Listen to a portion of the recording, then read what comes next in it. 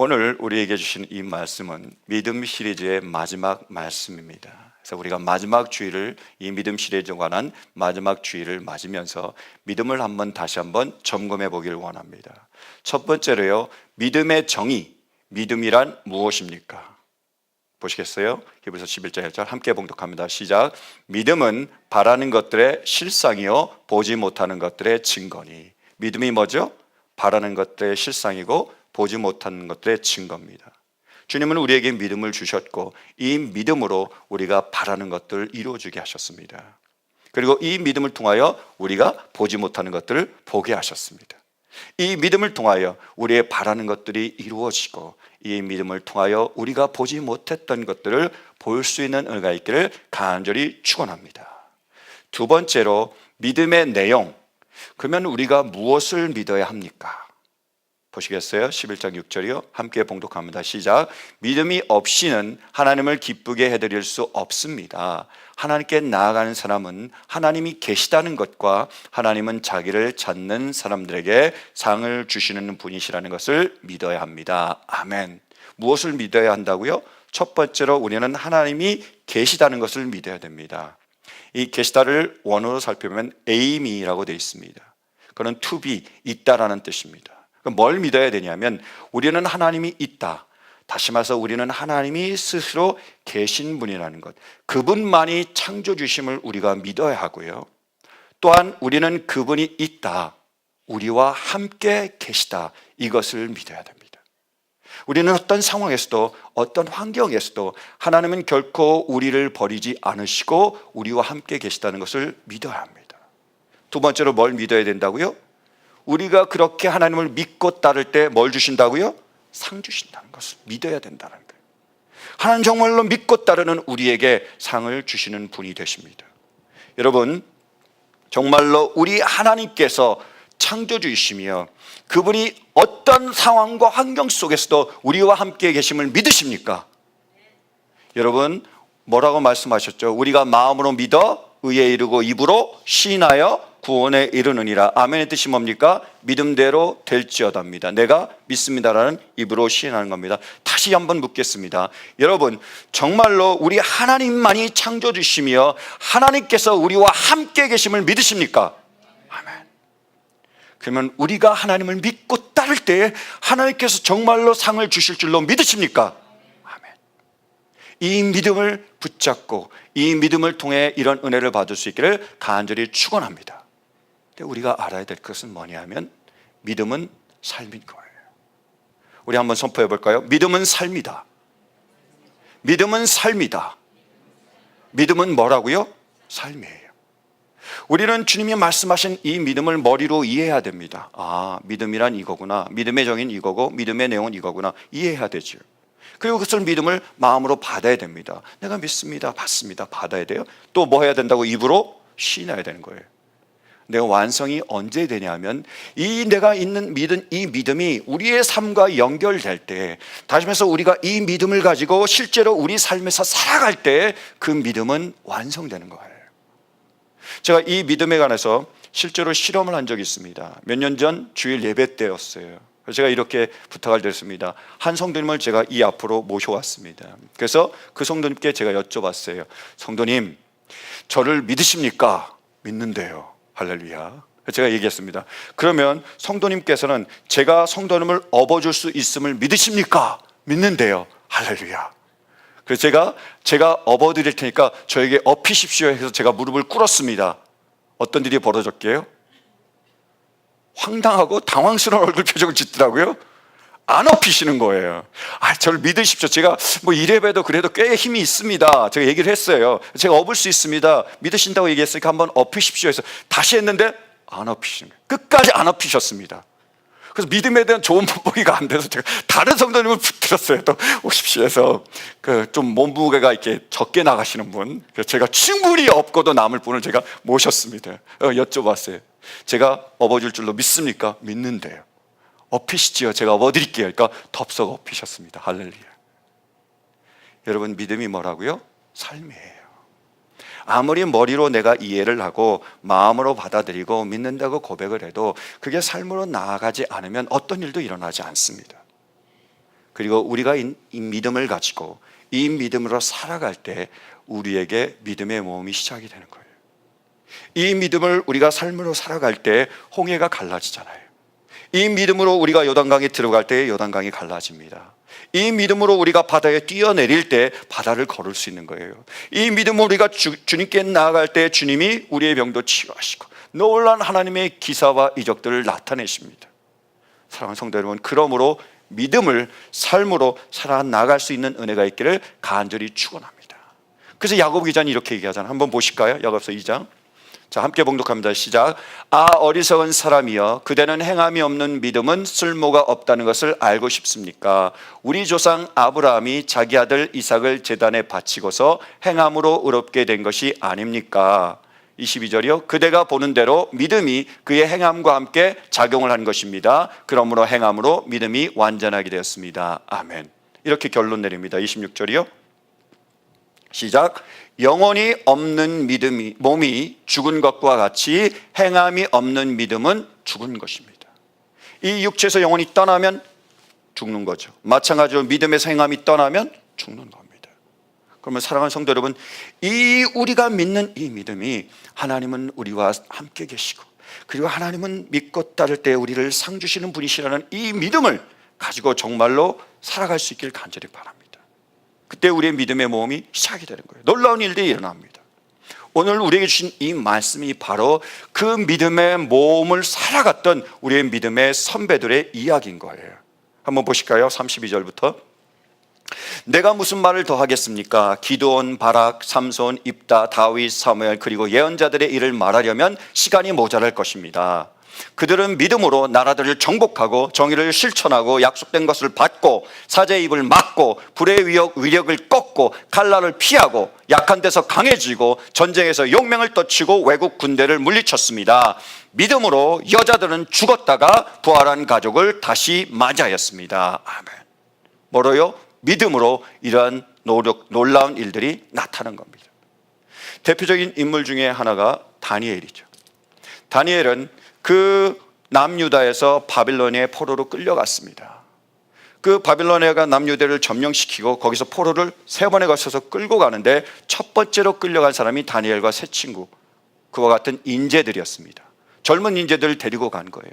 그래서 바빌로 교육 시켜가지고 바빌로 문화를 그들이 습득하게 해가지고 바빌론화 시키려고 한 거예요. 그들을 통해서 그 남유다를 통치하려고 한 거죠. 그래서 데리고 갔는데 이 다니엘과 세 친구는 마음을 정합니다. 나는 하나님의 사람이다. 이 정체성을 내가 잃지 않겠다라고 그들이 결단을 하고 확정을 하고 그 이방의 모든 문화를 거부합니다. 그래서 왕이 주는 고기와 포도주를 먹지 않습니다. 왜냐하면 이것은 우상에게 드려진 거기 때문에 채소만 먹고 물만 마십니다. 그래서 그것을 지켜나가요. 하나님의 백성의 그 정체성을 지켜나갑니다. 이방 문화, 세속의 문화에 물들지 않는 거죠. 그래서 하나님께서는 그들을 축복하셨습니다. 더 높게 사용하셨어요. 그래서 느부갓네살 왕 2년에 그 느부갓네살 왕이 꿈을 꾸는데 그 꿈을 다니엘이 해석해 줍니다. 그래서 왕이 놀라서 이 다니엘을 총독으로 제2인자의 자리에 올립니다. 그래서 그가 총독으로 이 바빌로니아라는 대제국을 다스리기 시작하는 거예요. 근데 이걸로 끝나지 않고요. 느부갓네살 왕 다음에 벨사살, 다리오 왕에 이르기까지 쭉 걸쳐서 계속 총독의 자리를 차지하고 있는 겁니다. 계속 그 막강한 권력의 자리를 그가 누리고 있는 거예요.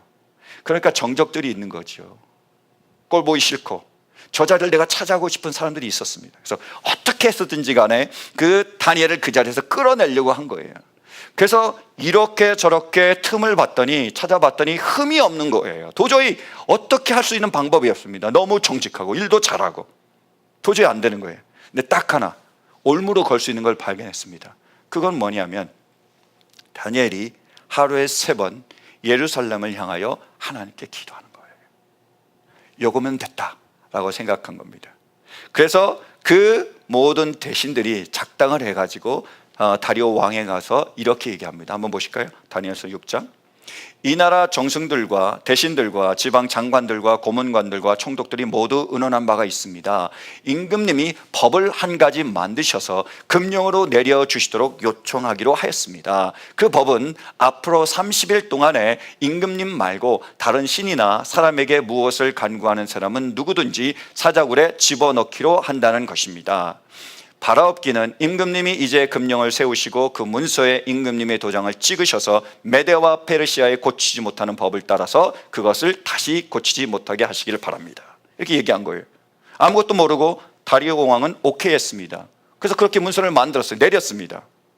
이것을 다니엘이 알았을까요? 몰랐을까요? 총독인데요. 당연히 알았죠.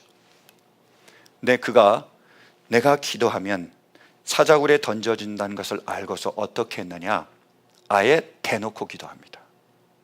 창문을 열어놓고요, 큰 소리로 기도하는 거예요. 결국 잡혔죠. 그래서 사자굴에 던져졌습니다. 어떤 일이 벌어졌죠? 날이 새도록 사자가 머리털 하나 건드리지 않아요. 만화 같은 데 보면 거기서 쿠션처럼 베고 자고 있습니다. 이런 일이 벌어진 거예요. 그래서 다리오 왕이 알았습니다. 아, 이놈들이 다니엘을 죽이려고 이렇게 작당을 했구나 해서 그 다니엘을 죽이려고 한 사람들 다 잡아 끌었습니다. 뿐만 아니라 아내들도 다 데려오라고 그랬어요. 자녀들도 다 데려오라고 그랬습니다. 그래서 그들 전부를 사자굴에 집어 던졌습니다. 어떤 일이 벌어졌느냐? 그들이 땅에 떨어지기도 전에 사자들이 뛰어 올라서 그들을 움켜서 그들의 뼈를 부서뜨렸다고 성경은 기록하고 있는 거예요. 어떤 일이 벌어지죠? 믿을 때 하나님 우리를 사자의 손에서도 어떤 환경과 어떤 상황 속에서도 지키고 보호하십니다. 믿음으로 이런 일을 하시는 거예요.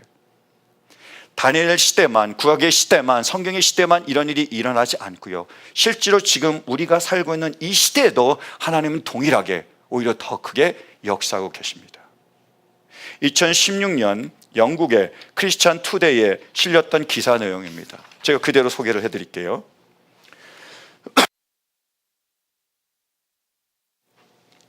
이집트의 법학과인 엘 샤피에는 한 친구를 통해 성경을 접하게 됐고, 성경을 통해 과거 어디에서도 알 수 없었던 정의, 사랑, 용서를 발견하게 됐다. 성경을 쿠란과 비교해가며 1년 동안 읽은 그는 기독교인 친구에게 이제 기독교가 무엇에 대한 것인지 알게 됐다.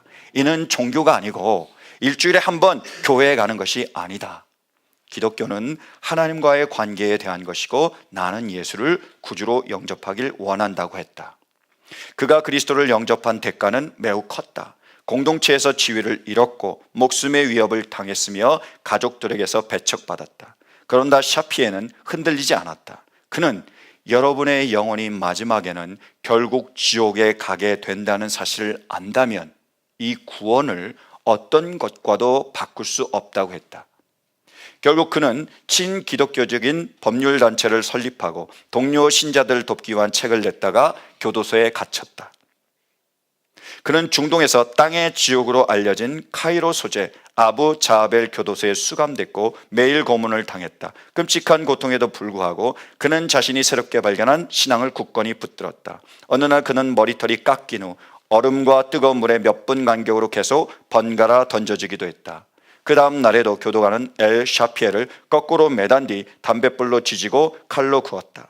또 다음 날 마침내 교도관들은 어두운 교도소에 3마리의 사나운 맹견들을 풀어놓았다. 그러나 맹견들은 샤피의 주변에 앉아있기만 할 뿐 그를 공격하지 않았다.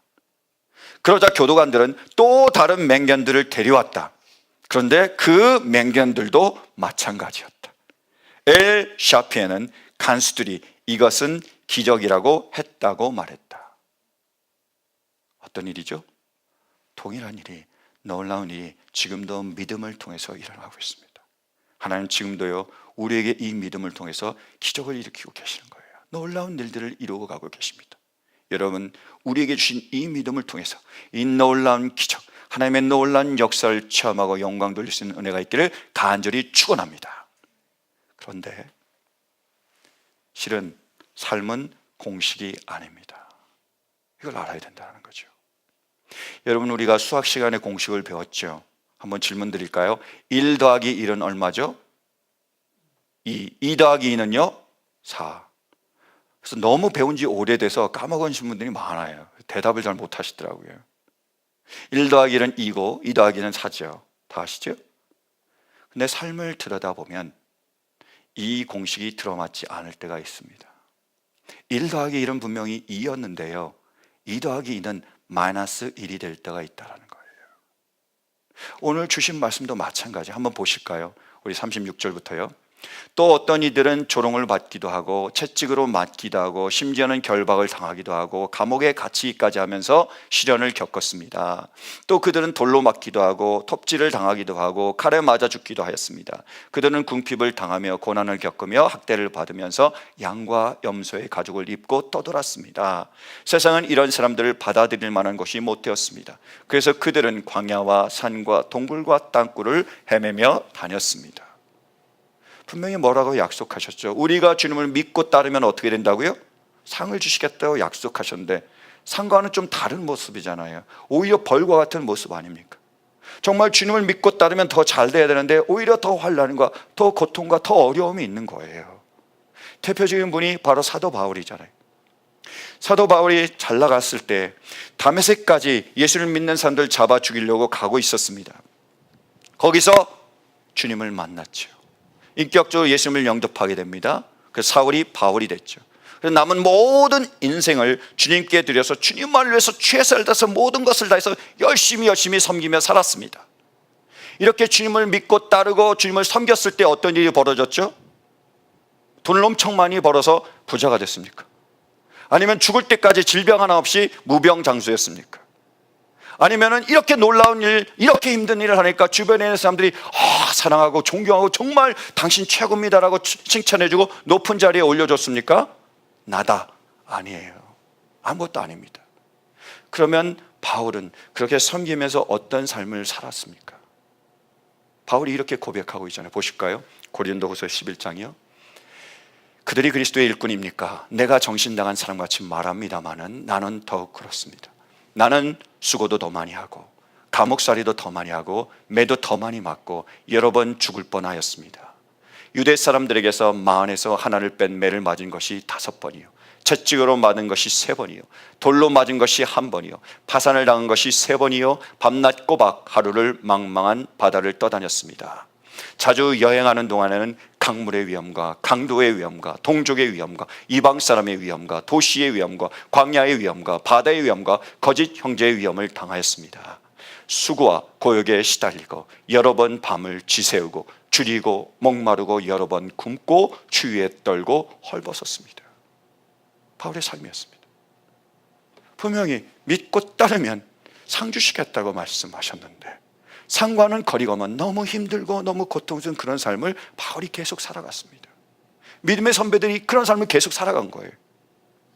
그럼 그들은 어떻게 이렇게 믿음의 모험을 끝내지 않고 정말로 자신들이 보기에 하나님의 약속이 이루어지지 않는 그 순간에도 끝까지 그 믿음의 여정을 이어나갈 수 있었을까요? 그 답이 오늘 본문 35절에 있습니다. 보실까요?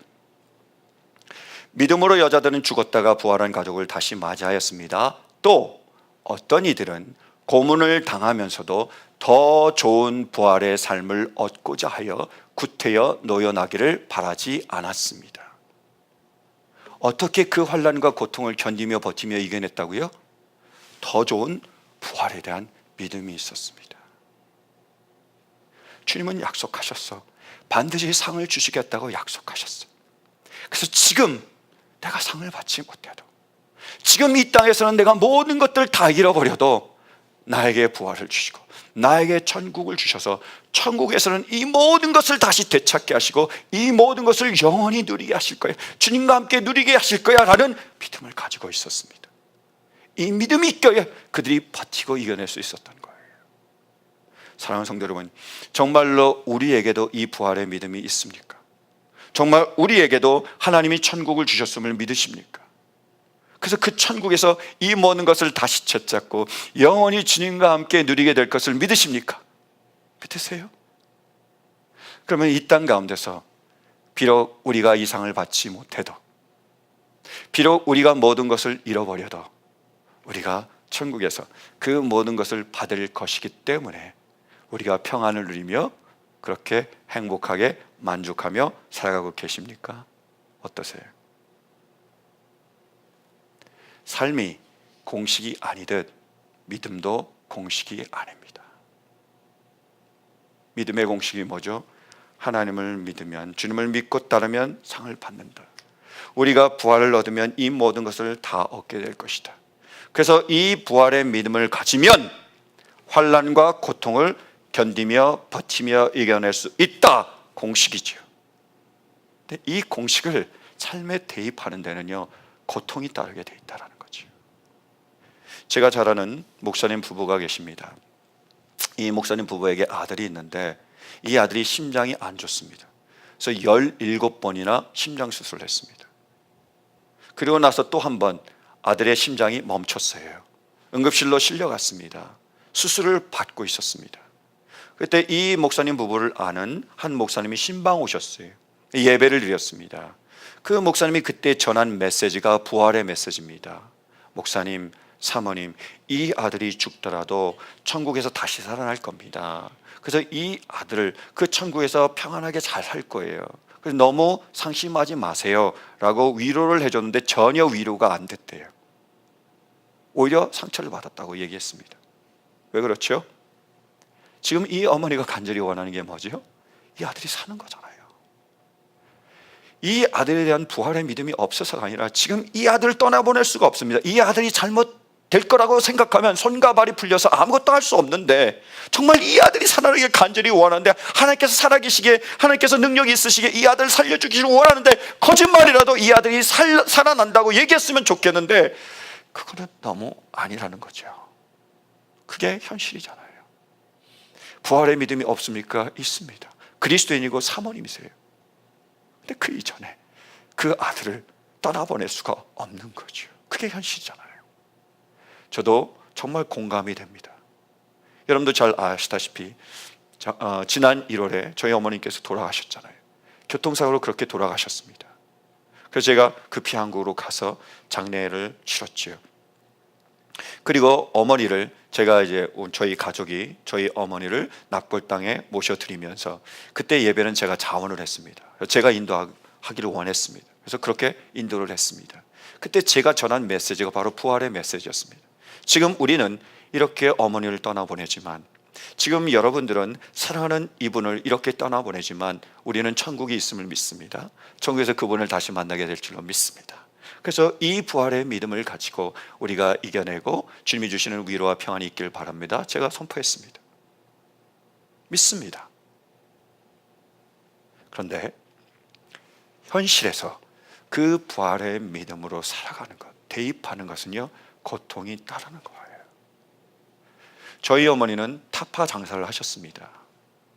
그날도 타파 모임에 가셨다가 변을 당하신 겁니다.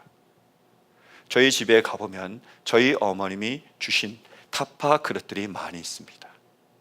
그 그릇을 볼 때마다 때로는 어머니가 그립고요, 어머니에 대한 그리움이 깊어질 때마다 제 고통은 더 심해집니다. 제가 부활의 믿음이 없습니까? 있어요. 믿습니다. 그런데 현실을 살아갈 때는 우리가 그런 고통을 겪을 수밖에 없습니다. 그런데 우리가 이러한 고통을 견딜 수 있는 이유는 거꾸로 부활의 믿음이 있기 때문입니다. 만약 저에게 부활의 믿음이 없다면 어머니를 잃은 상실감, 어머니를 향한 이 그리움, 이 고통을 어떻게 제가 감당하겠습니까? 저에게 부활의 믿음이 없다면 우리 아들의 그 아픔, 그 처지, 그 환경을 제가 어떻게 감당할 수 있겠어요? 그래서 그 모든 것들을 이겨내기 위해서, 견뎌내기 위해서, 버텨내기 위해서, 제가 살기 위해서 저에게 가장 필요한 것이 바로 부활에 대한 믿음입니다. 부활의 믿음이 없으면 우리는 견뎌낼 수 없지만 부활의 믿음이 있으면 우리 모두가 견뎌낼 힘을 얻는 것입니다. 그래서요, 부활의 믿음이 있으면 환난과 고통을 이겨낼 수 있다, 이것이 공식이라면 우리가 그 환난과 그 고통을 견디고 버티고 살아낼 수 있는 그 힘이 바로 부활의 믿음이다. 이것이 바로 현실입니다. 이 부활의 믿음이 그래서 우리에게는 절대적으로 필요한 것이고, 주님은 우리에게 이 부활의 믿음을 은혜로 선물로 내려주셨습니다. 필립 얀시가 쓴 내가 고통당할 때 하나님 어디 계십니까? 라는 책이 있습니다. 그 책에서 조니 에릭슨이라는 자매의 이야기를 소개합니다. 조니는요 10대 때 운동을 굉장히 좋아했습니다. 그래서 그날도 굉장히 더운 날 바다에 수영하러 갔어요. 풀장은 너무 양에 안 차서 넓은 바다에서 수영한다고 자기 언니랑 수영하러 바다에 갔습니다. 그래서 수영도 많이 하고, 그리고 거기서 다이빙을 했어요. 그래서 다이빙을 했는데 해변이 낮아서 거기에 바위가 있는데 그 바위에다가 머리가 찍혔습니다. 그 상태로 몸이 전신 마비가 됐습니다. 그 상태로 살아가게 되는 거예요. 이렇게 얘기합니다. 그녀는 그땐 정말 비참했어요 하고 회상했다. 내 상황은 늘 꽉 짜여져 있었죠. 나는 그때까지 온갖 학교 활동에 참여했었어요. 그런데 갑자기 외톨이가 된 기분이었어요. 내 취미들과 소유물은 이제 더 이상 의미가 없었죠. 헛간에 있는 그 멋진 말들, 그 등 위에 서서 재주를 부리며 타던 말들을 다시는 탈 수 없었어요. 혼자서는 먹을 수조차 없고 그저 잠자고 숨쉬는 것밖에 할 수 없었죠. 그 외에는 모두 남이 해주어야 했어요. 조니는 그녀를 찾아온 친구 제키에게 거울을 부탁했다. 제키는 발뺌했으나 조니는 고집했다. 걱정하면서 제키는 거울을 가져다 주었고, 조니는 거울 속에 자신을 보며 비명을 질렀다. 오 하나님, 나를 어떻게 이렇게 만드실 수가? 거울 속의 사람은 두개골이 머리 뒤쪽까지 움푹 들어가고 핏발선 두 눈을 하고 있었다. 피부색은 누렇게 떠있고 치아는 약을 먹기 때문에 검은색이 되었다. 머리는 여전히 빡빡 밀린 채 양쪽에 금속 집게를 달고 있었다. 그리고 그녀의 체중은 57kg에서 30kg으로 줄어들었다. 조니는 소리내어 울었다. 오 제키, 네 도움이 필요해. 날 위해 한 가지만 해줘. 난 더 이상 못 견디겠어. 무슨 일인데 조니? 무엇이든지 할게. 나를 죽게 도와줘. 제키, 약 좀 갖다 주든지 면도날도 좋아. 난 이렇게 무서운 몸속에 살 수 없어. 나를 죽게 도와줘 제키. 제키는 조니의 그런 상태에도 불구하고 그 말을 들어줄 수 없었다. 그리하여 조니는 또 하나의 비참한 사실을 배웠다. 너무도 무력해서 스스로 죽을 수도 없다는 사실 말이다. 처음에 조니는 자신의 상태와 사랑의 하나님에 대한 그녀의 믿음을 일치시키기가 불가능했다. 하나님의 모든 선물들, 발랄한 10대 소녀로서 그녀가 즐겼던 모든 좋은 것들을 그녀는 빼앗긴 것 같았다. 이제 남아있는 것이 무엇인가? 하나님께로 향하는 과정은 더디기만 했다. 쓰라린 마음으로부터 하나님을 신뢰하기까지는 눈물과 격렬한 의심으로 얼룩진 3년 이상의 세월이 필요했다. 조니의 친한 친구들 가운데 한 명인 신디가 조니를 격려해 줄 어떤 방법을 필사적으로 찾으면서 그녀의 침대 곁에 있었다. 드디어 그녀는 어색하게 이런 말을 불쑥 꺼냈다. 조니, 예수님은 네 느낌이 어떤지 아셔? 넌 혼자가 아니야. 아무렴 그도 마비가 되셨었는걸. 조니는 그녀를 노려보았다. 뭐라고? 너 무슨 말을 하고 있는 거니? 신대는 계속했다. 그건 사실이야. 그가 십자가 위에 못 박히신 것을 생각해봐. 그의 등은 매맞은 것 때문에 쓰라렸을 테고 그는 움직여서 자세를 바꾸거나 몸의 무게를 좀 어떻게 해보고 싶으셨을 거야. 그렇지만 그럴 수 없었지. 그는 몸에 못이 박혀서 마비가 되신 거라고.